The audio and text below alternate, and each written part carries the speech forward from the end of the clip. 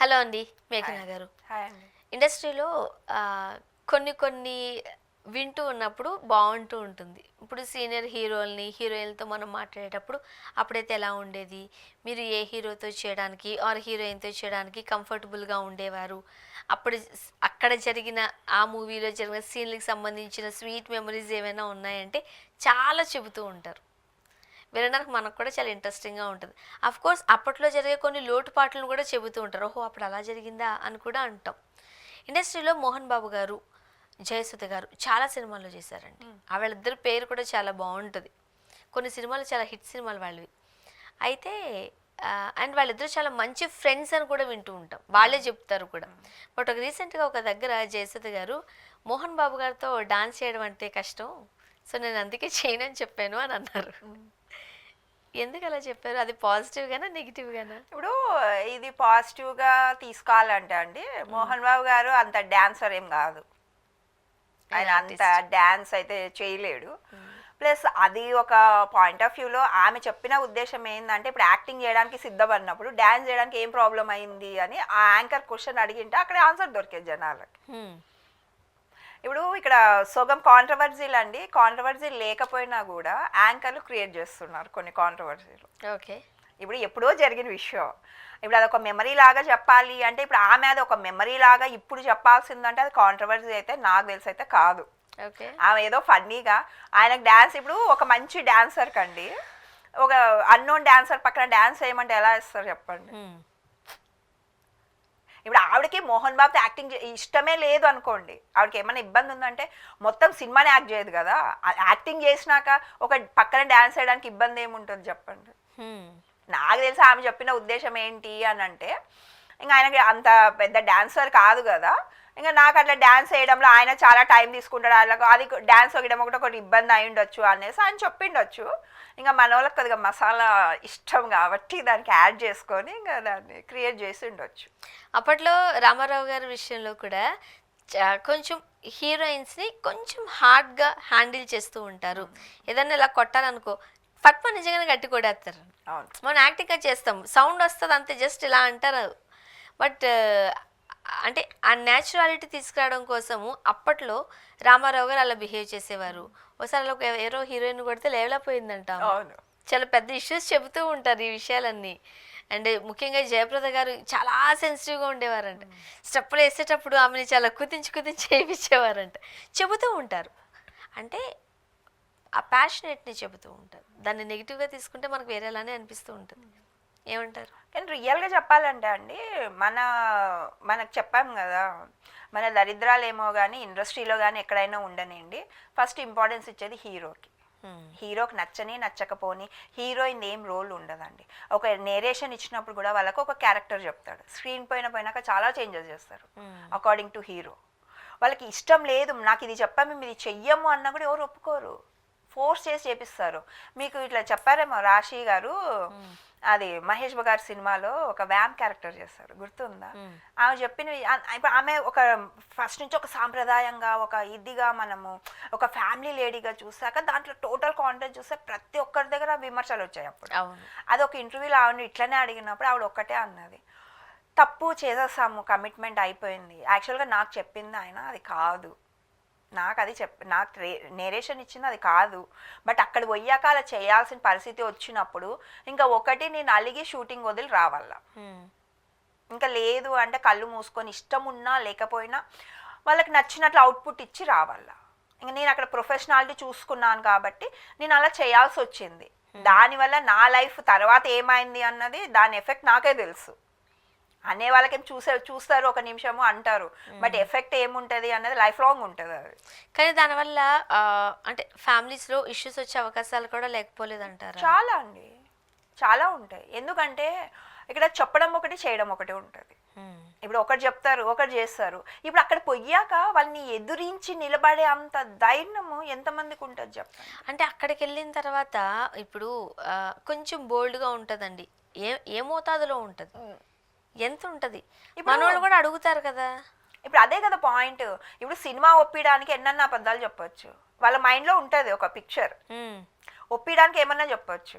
Madam బోల్డ్ ఉంటుందండి, మీరు చెయ్యాలి, కొద్దిగా ఎక్స్పోజింగ్ ఉంటుంది, మీరు వ్యాంప్ క్యారెక్టరు. అక్కడికి వెళ్ళాక ఏమవుతుందంటే ఇదే వర్డ్స్ రివర్స్ అవుతాయి.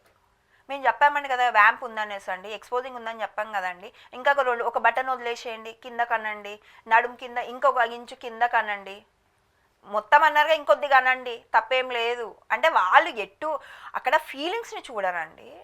ఒకటే ఏంటి అని అంటే ఇంకా వాళ్ళు ఎంత దిగజారుతారో అంతకన్నా ఎక్కువ దిగజార్చేలాగానే ట్రై చేస్తారు. ఇప్పుడు అప్కమింగ్ హీరోయిన్స్ ఇటువంటి ప్రాబ్లమ్స్ గురించి మాట్లాడుతూ ఉంటారు, నాకు తెలియదండి ఇలా జరిగిందండి అని. కానీ సీనియర్ హీరోయిన్స్ దగ్గర నుంచి కూడా మనం ఇలాంటివి వింటూ ఉంటే అంటే అప్పటి నుంచి ఉన్న అణచివేత ధోరణిగా ఉంది. అదే కదా చెప్పిన అప్పటి నుంచి ఇప్పుడు హీరో కంటే minute to minute, second to second మొత్తం స్టోరీ కథ అన్నీ చెప్తూ ఉంటారు. బట్ హీరోయిన్స్కి అంత లేదుగా. అప్పుడు వాళ్ళకన్నా ఇప్పుడు వాళ్ళకే కొద్దిగా హీరోయిన్లకు ఇంపార్టెన్స్ ఉంటుంది. ఇప్పుడు వాళ్ళు కొన్ని ముందే నాలెడ్జ్ ఉంది కాబట్టి మేము క్లారిటీగా చెప్తారు, మేము ఎట్లున్నా అంటే షూటింగ్ నుంచి వాకౌట్ చేసే ధైర్యము వాళ్ళకు ఉంటుంది. బట్ అప్పుడు వాళ్ళకి ఆ సిచ్యువేషన్ లేదు. ఒక హీరో ఏం చెప్తే అంతే, ఇంకా వీళ్ళందరు హీరో తప్ప ఇంకా వాళ్ళకి ఎవ్వరు కనపడరు. వాళ్ళు ఆయన ఏం చెప్తే ఈమెను హీరోయిన్ 2 రోజులకి తీసానా తీసేయాల్సింది అంతే. అక్కడ హీరోయిన్ ఇష్టం ఉందా ఇష్టం లేదా లేదు. అక్కడ ఏమంటే ఒకరి కంట్రోల్లో జరుగుతాయి ఇవన్నీ, వాళ్ళకి నచ్చితేనే. అంతవరకు ఎందుకండి బాబు, సీరియల్లో హీరో పెద్ద పెద్ద సినిమాలు కాదు, నార్మల్ క్యారెక్టర్ హీరో పక్కన కూడా నించోడానికి కూడా వాళ్ళకి నచ్చిన వాళ్ళు పెట్టుకుంటున్నారు. ఇంకా ఏం చెప్పండి. అంటే ఇంకా ఆడవాళ్ళని అంటే అంతే, ఇంకా యాక్చువల్గా ఆడవాళ్ళని కూడా అనలేమండి, అందరు ఆడవాళ్ళని అలా చేయట్లేదు కదా. కొంతమందికి ఆ రెస్పెక్ట్ ఏదో దక్కుతుంది, కొంతమందే కదా ఇబ్బంది పడుతున్నారు. అక్కడే కదా పాయింట్, ఎందుకు ఇబ్బంది పడుతున్నారు అని. ఎందుకు ఇబ్బంది పడుతున్నారు అని అంటే వాళ్ళు ఫేమ్ లేరు. ఇప్పుడు ఇండస్ట్రీలో ఏంటంటే ఫేమ్ కావాలంటే అడ్జస్ట్మెంట్లు. ఇండస్ట్రీ ఎవరిది కాదు. ఇప్పుడు మహానటి సావిత్రి గారు అని మనం అంతా ఇచ్చేస్తున్నప్పుడు ఆవిడ చనిపోయిన కాలంలో అప్పుడు కాలం వాళ్ళే ఎందుకు ఆదరించలేకపోయినారు ఆవిడ్ని? ఆవిడ చనిపోయిన స్టేజ్లో ఎట్లా ఉంది, ఆవిడ దగ్గర రూపాయి లేదు, చనిపోయిన స్టేజ్లో. అప్పుడు ఈ పెద్ద పెద్ద హీరోలు ఎందుకు ఆదుకోలేకపోయారు? ఆమె తోటి ఆర్టిస్టే కదా, ఎందుకు ఆదుకోలేకపోయారు? అందరూ నలుగురు 4 చేతులు వేస్తే ఆమె మళ్ళీ ఏ పొజిషన్లో వచ్చి కూర్చునేది? అది పాయింట్. ఎవరు ఆదుకోరు.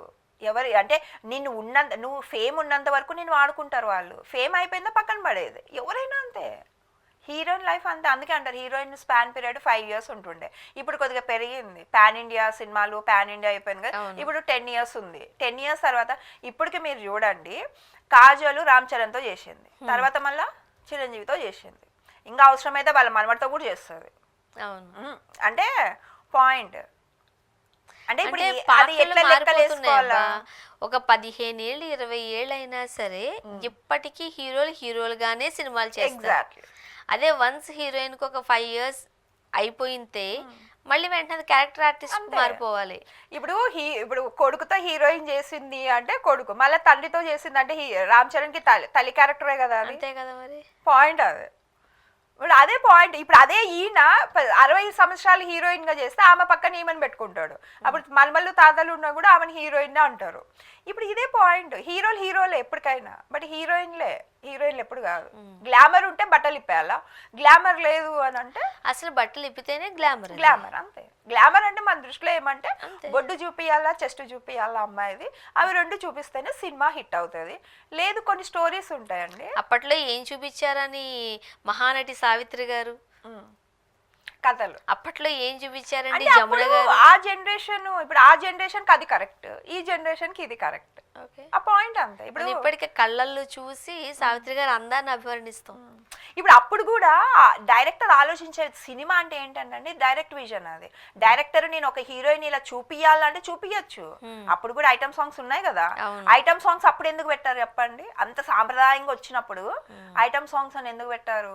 రాజుల కాలంలో ఉన్నప్పుడు కూడా మనం అన్నాం రంభ, ఊర్వశి, మెనక స్వర్గంలో దేవులను కూడా ఎంటర్టైన్ చేసుకున్నారు అని చెప్పుకుంటున్నాం. ఎంటర్టైన్ చేయడానికి ఆడదాన్ని ఎందుకు పెట్టారు అన్నది ఏమన్నా క్వశ్చన్ చేశారా?